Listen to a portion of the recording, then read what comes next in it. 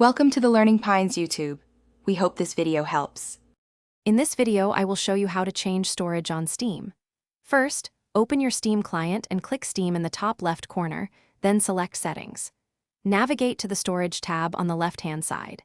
This tab provides a clear overview of your current hard drives and the games installed on them. You will see a list of your drives, like C drive or D drive, and how much data each holds, helping you manage your game collection effectively.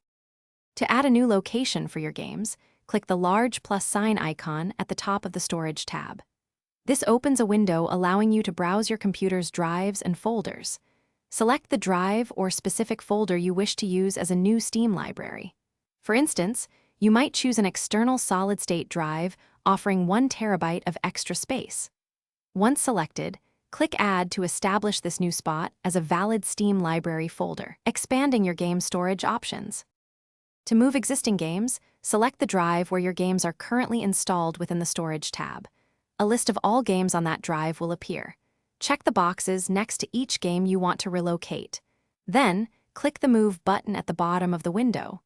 A drop-down menu will prompt you to choose the destination library.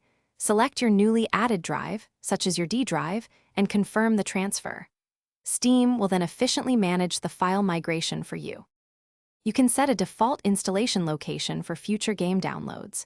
Just click the drop-down arrow next to any library folder on the Storage tab and select Make Default. This ensures new games automatically go to your preferred drive, saving you future steps. Remember to regularly check this tab to monitor available space across all your drives.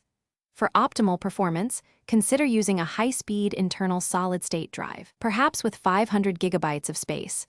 For your most played titles, ensuring quicker load times. Thanks for watching. Consider subscribing if we helped you.